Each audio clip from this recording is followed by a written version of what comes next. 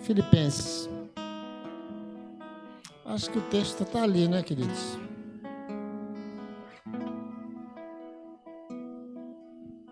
Filipenses 27 e 30. Se você puder colocar o texto ali, a gente lê juntos. Filipenses, capítulo 1, 27 a 30.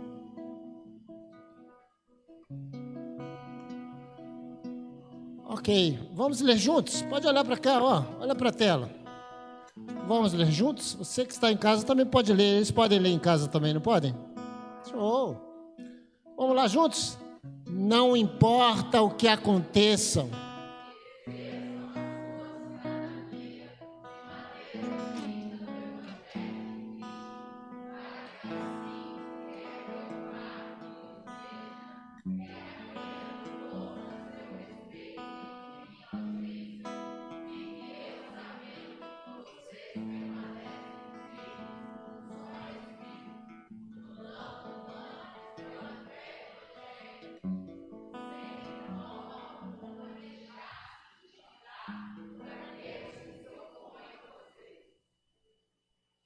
Para eles,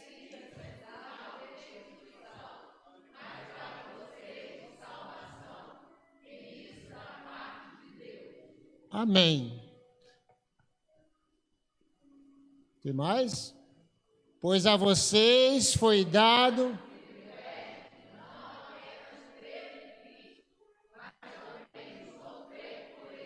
Amém.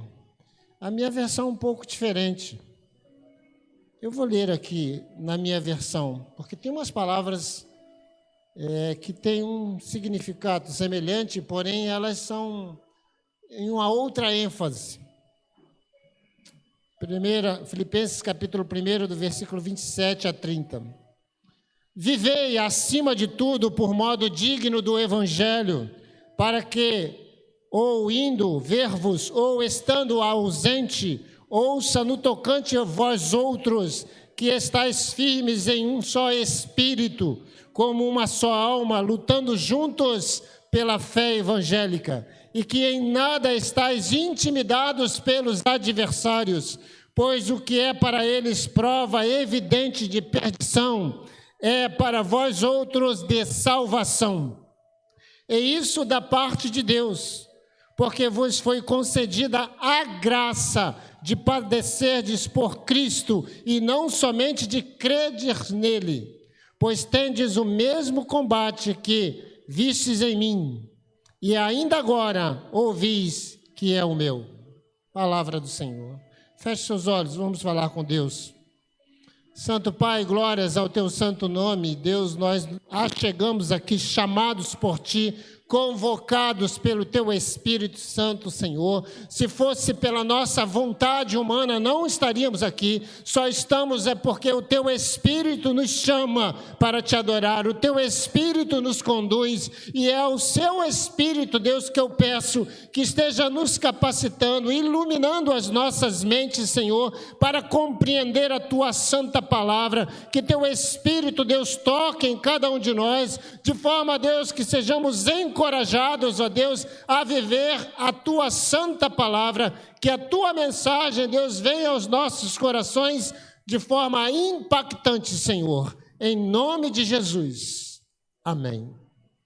Queridos, quero contar para vocês brevemente uma pequena ilustração. E o tema dessa ilustração, briga de cachorro grande. Um certo jovem, novo convertido, ele procura o pastor e pergunta: pastor, desde que entreguei a minha vida a Jesus, uma luta está sendo travada dentro de mim. Uma luta entre o bem e o mal. O bem sempre me convidando a fazer coisas boas, e o mal, ao contrário, sempre me levando a fazer coisas ruins. É como se fosse dois cachorros brigando o tempo todo. Um cachorro bom e um cachorro ruim. E aí, o pastor pergunta: e qual dos dois cachorros está vencendo a luta? No texto que, essa resposta depois te dou. No texto que nós lemos é uma carta do apóstolo Paulo aos Filipenses. E nesta carta, ele escreve da prisão. Ele estava preso, provavelmente em Roma, e a sua preocupação, ou seja, a preocupação do apóstolo, não era com ele mesmo. A preocupação era com os irmãos, era com a igreja de Filipos, que estava lá na sua localidade, vivendo o seu dia a dia, vivendo a sua situação de perseguição, vivendo um momento difícil externamente. E essa cidade chamada de Filipos foi um nome dado em função do pai de Alexandre, Filipe da Macedônia. Alexandre era o grande imperador daquela região, naquela época, ou aliás antes. E a cidade era uma colônia do Império Romano, foi uma colônia. E a maioria dos seus habitantes era formada por soldados romanos aposentados. E eles tinham toda a influência naquela cidade, mas a igreja do Senhor prosperou naquele lugar, mesmo com algumas perseguições, mesmo com algumas pressões, principalmente dos soldados romanos. Os crentes de Filipenses, eles estavam sim alegres, felizes, porque Deus tinha feito muitas coisas maravilhosas no meio deles, tinham trazido novos irmãos, convertido muitas almas, Deus tinha feito maravilhas, mas eles tinham uma preocupação com essa perseguição, com esta pressão, e que não era uma preocupação só dos irmãos daquela igreja, era também a preocupação do apóstolo Paulo, e por isso ele escreve esta carta de uma forma cuidadosa, preocupado com tudo o que estava acontecendo.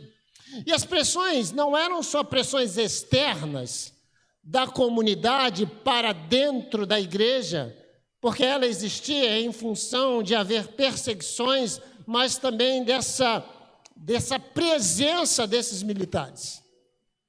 Mas havia também tensões, pressões internas, porque haviam ensinamentos equivocados, errados, com relação à própria palavra do Senhor, com relação aos caminhos do Senhor, com relação ao Evangelho, de forma que os crentes daquela igreja estavam sob pressão o tempo todo, pressão externa e pressão interna. E alguns não estavam mais dando conta daqueles ataques, principalmente dos ataques externos, mas também outros sofriam com os ataques internos. Por isso, queridos, o apóstolo Paulo estava muito preocupado com essa igreja, porque ela estava debaixo de pressão.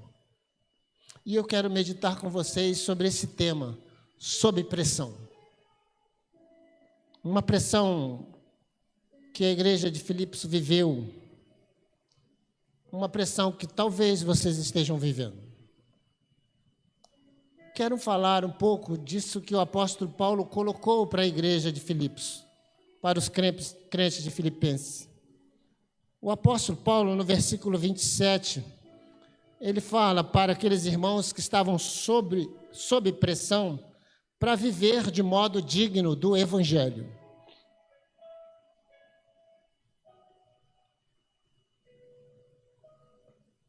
Está aí no texto, no versículo 27. Vivei acima de tudo por modo digno do Evangelho. E eu quero repetir isso para você, meu querido. Vivei acima de tudo por modo digno do Evangelho de Cristo, para que, ou indo ver-vos, ou estando ausente, ouça no tocante a vós outros, o apóstolo Paulo falando, que estáis firmes, aonde? Em um só espírito, com uma só alma, lutando juntos pela fé evangélica. O que Paulo está conclamando aí os filipenses é a viverem em unidade, a estarem juntos, a caminharem juntos, a enfrentarem as pressões juntos, Sabe, porque no momento de pressão, o que acontece é que as pessoas começam a se espalhar. E eu ouvi Júlio falar aqui para que permaneçam aqui, porque Deus tem algo maravilhoso para fazer. Sabe, a mesma coisa que o apóstolo Paulo está falando para a igreja de Filipos, para os filipenses, para os crentes que estavam sob pressão. Sabe, queridos, estejam juntos, estejam em unidade, porque o ataque externo, ele vem e está acontecendo, assim como aconteceu na igreja de Filipos, assim acontece aqui também, mas o ataque interno, ou seja, o fogo amigo, também acontece. E é nesse momento que precisamos estar juntos como igreja do Senhor para lutar pela fé evangélica. Sabe, queridos, a nossa luta não é por um ou por outro, por quem pensa assim ou pensa assado, quem tem a seguinte visão ou tem a outra visão, não.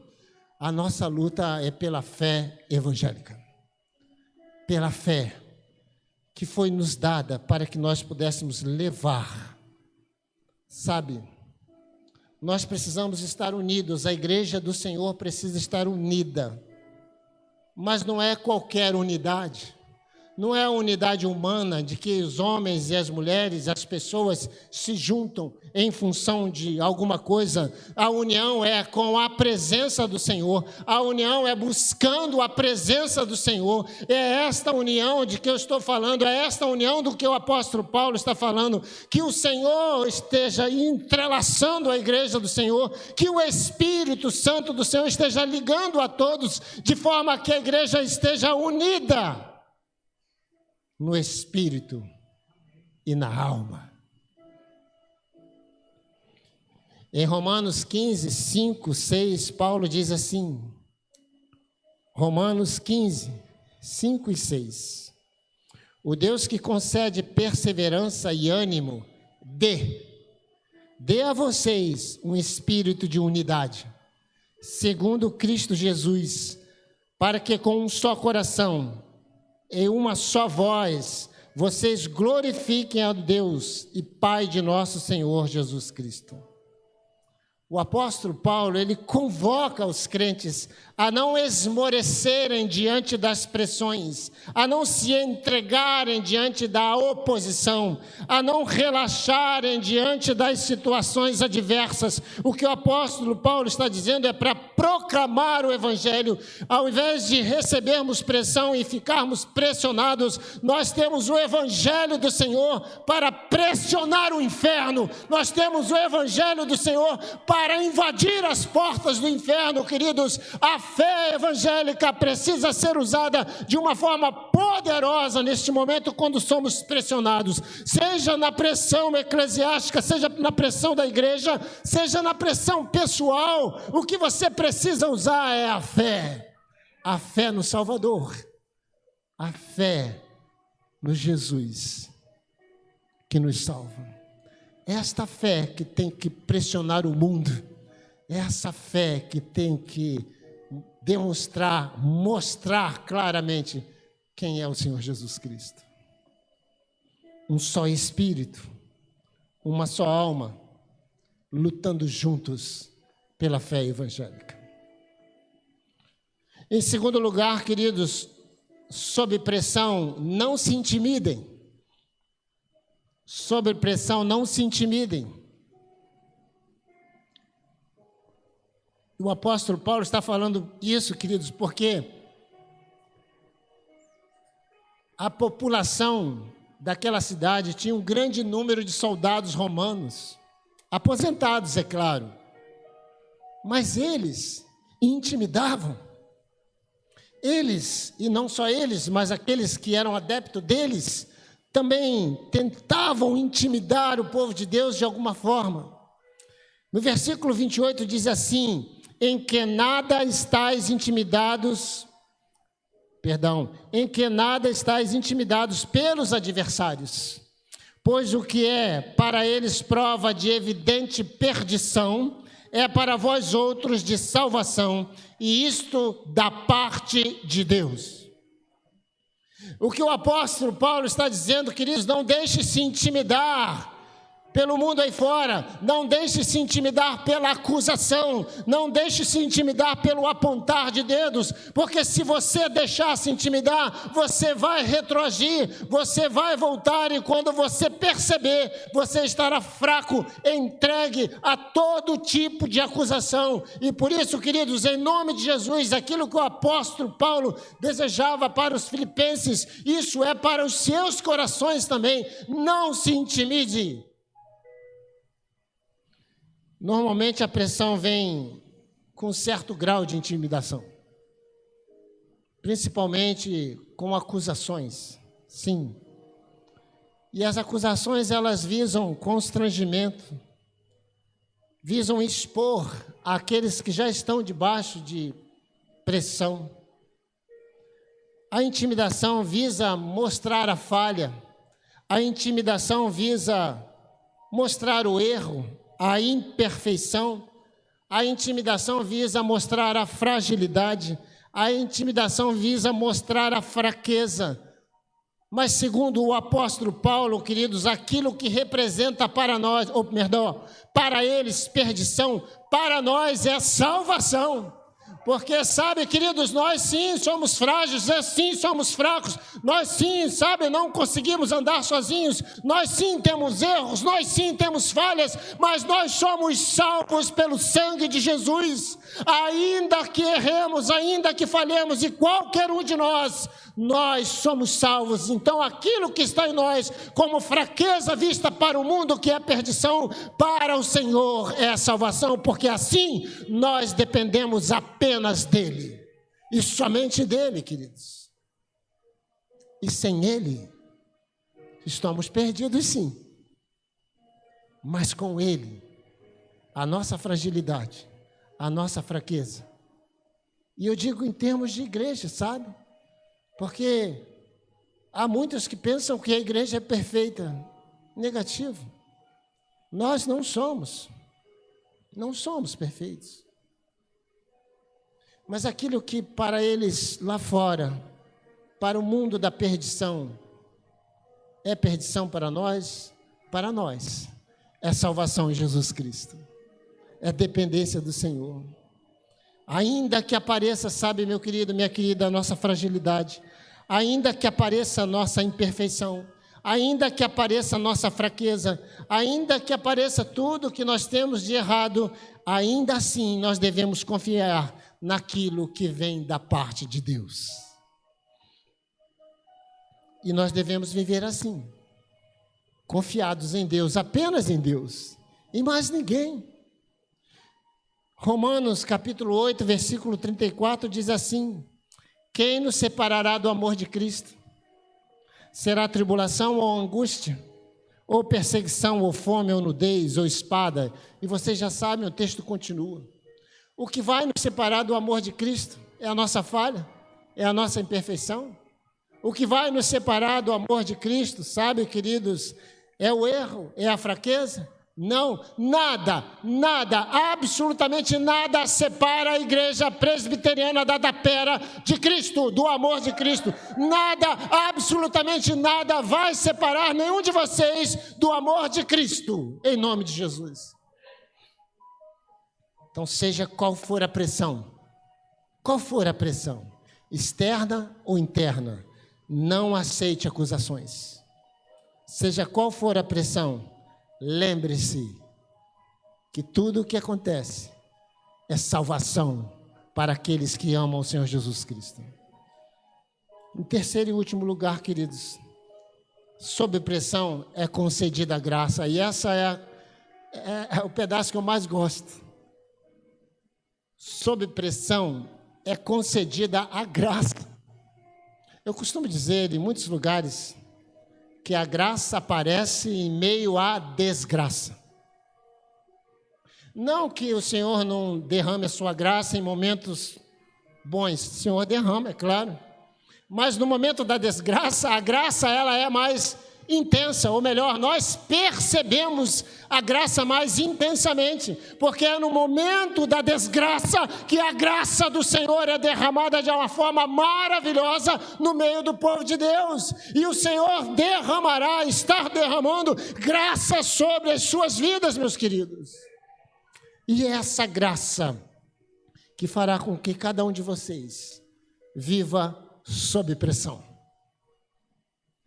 Versículo 29 diz assim: porque vos foi concedida a graça de padecerdes por Cristo e não somente crerdes nele. Olha o que o apóstolo Paulo fala aos Filipenses. Não é somente crer, é viver. Sabe, é mais do que viver, é padecer. E padecer por quem? Por Cristo. Padecer por Cristo, segundo o apóstolo Paulo, e eu concordo com ele, já é graça. Mas ele não deixa nenhum de nós padecer nele pela graça, sem a graça dele.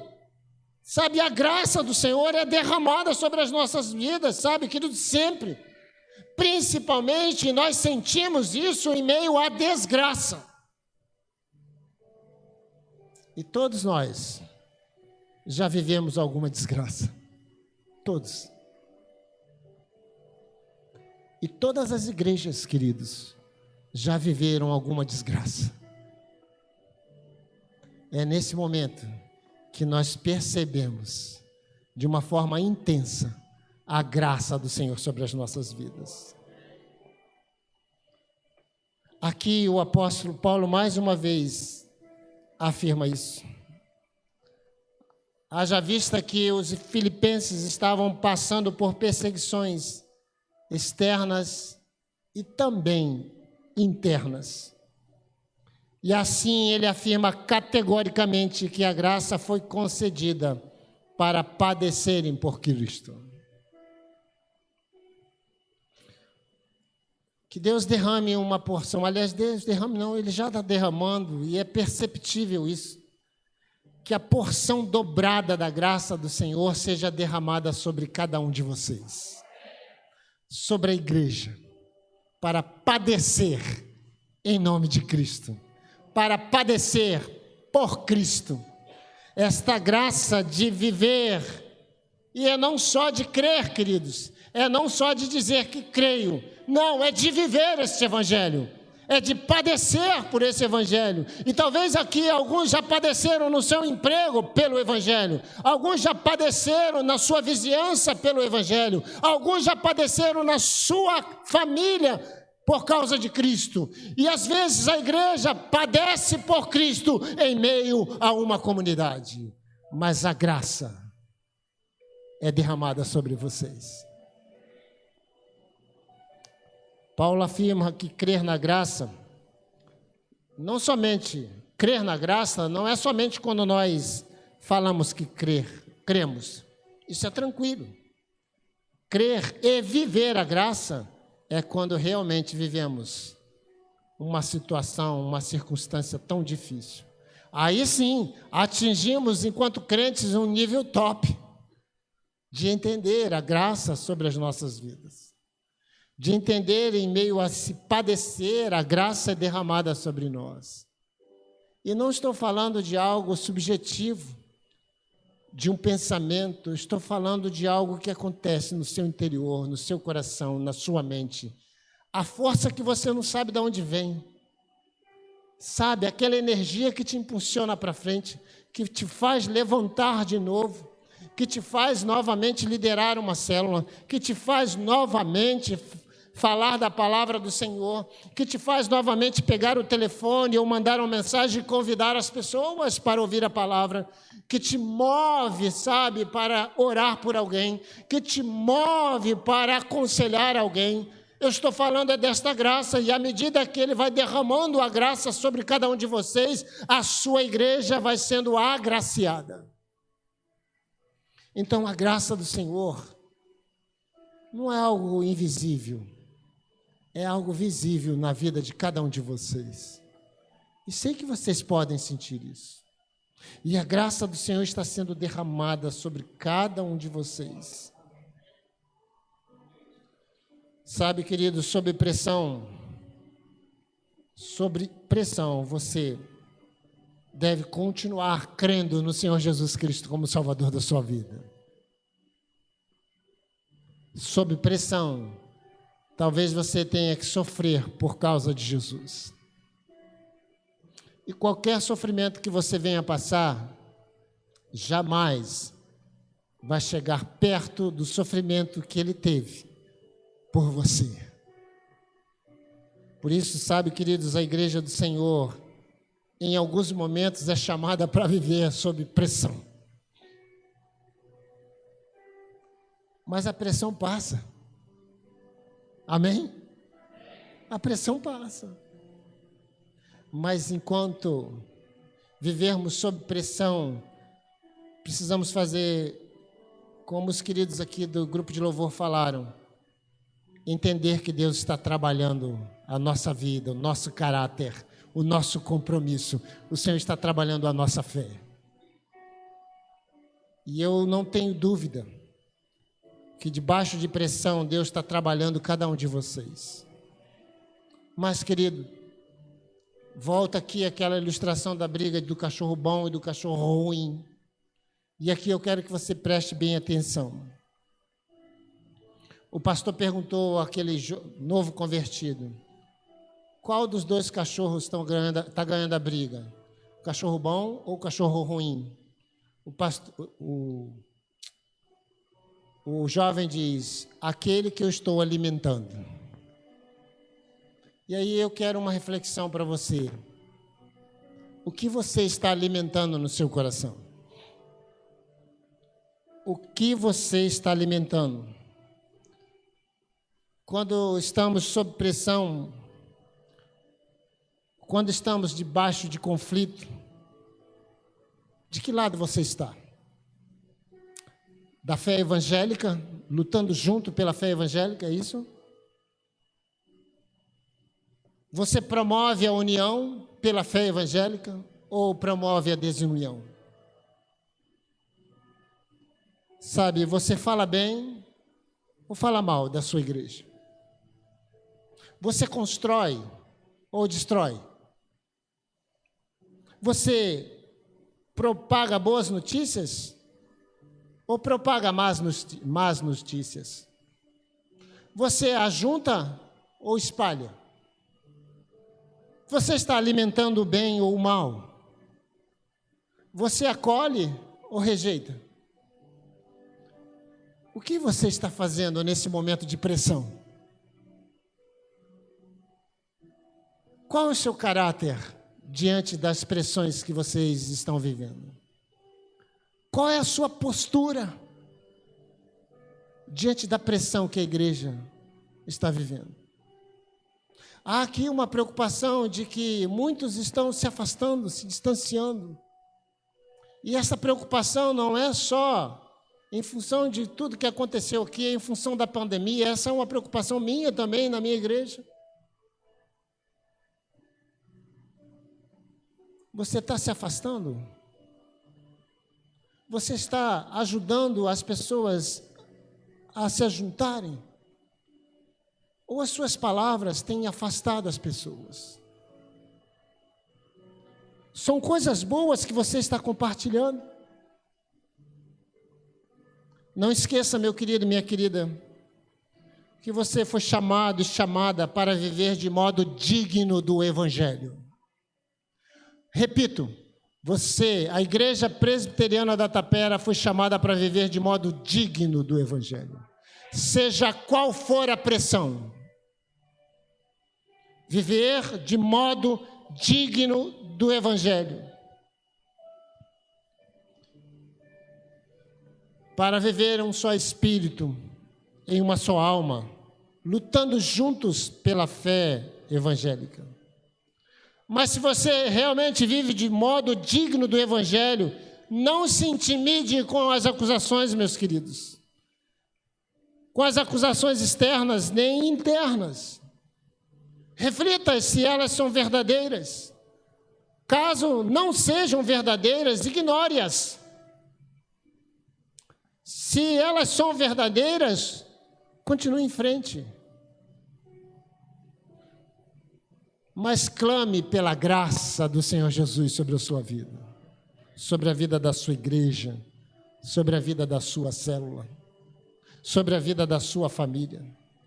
Sabe por quê? Porque Deus chamou esta igreja para viver de modo digno do Evangelho, meu querido. E isso requer muito mais do que crer. É mais do que isso. É viver. Requer postura ética diante das pressões. Requer posicionamento de acordo com a palavra do Senhor diante das pressões, queridos. E assim Deus abençoará cada um de vocês. E essa igreja será uma vencedora, ou já é, em nome de Jesus. Que Deus te fortaleça, dando a você muita, mas muita sabedoria, para alimentar o bem. Não alimente o mal, querido. Se você está alimentando o bem, alimente mais. Não alimente o mal, em nome de Jesus. Porque juntos precisamos lutar pela fé. E essa fé não é nossa. Há uma outra coisa, né? Importante dizer. Essa fé não é minha, não é sua. A palavra nos diz que ela é dom de Deus. É de Deus. Para o meu e para o seu coração. Que Deus te abençoe.